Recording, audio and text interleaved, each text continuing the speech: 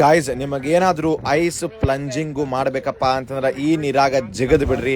ಯಾಕಪ್ಪ ಅಂತಂದ್ರೆ ಅಷ್ಟು ಥಂಡ್ ಐತದ ನೀರು.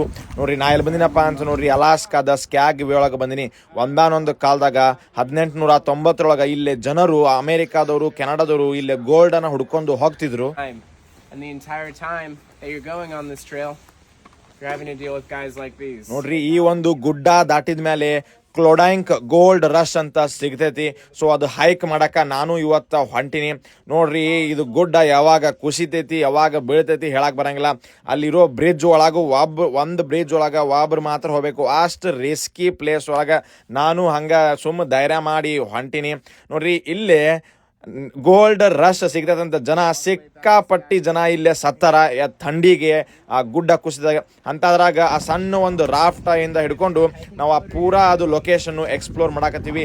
ಅವ ನಮ್ದು ಟೂರ್ ಗೈಡ್ ಫುಲ್ ಅಗದಿ ಜೋಶ್ನಾಗ ನಮಗ ಹೆಂಗೈತಿ ಎಲ್ಲ ಹೇಳಾಕತ್ಬಿಟ್ಟನ ಸ್ಟೋರಿ.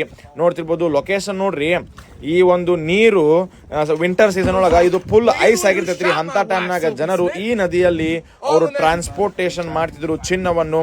ಇದು ಒಂದು ಹಿಸ್ಟಾರಿಕಲ್ ನ್ಯಾಷನಲ್ ಪಾರ್ಕ್ ಅಂತ ನಾವು ಹೇಳ್ಬೋದು. ನಾನು ಹಂಗ ಫೋಟೋ ಶೂಟಿಗೆ ಇದನ್ನ ಮಾಡೀನಿ. ಸೂಟಿ ಸಿಕ್ಕಾಗ ನಾವು ಶಿಪ್ ನಿಂದ ಹೊರಗೆ ಬಂದು ಈ ತರ ಆಕ್ಟಿವಿಟೀಸು ಎಕ್ಸ್ಪ್ಲೋರು ಮಾಡ್ತೀವಿ. ನೀವು ನೋಡ್ಲಂತ ಹೇಳಾಕತ್ತೀನಿ. ಹೆಂಗೈತೆ ಅಂತ ಹೇಳಿ ಕಮೆಂಟ್ ಹಾಕಿಬಿಡ್ರಿ. ನಮಸ್ಕಾರ.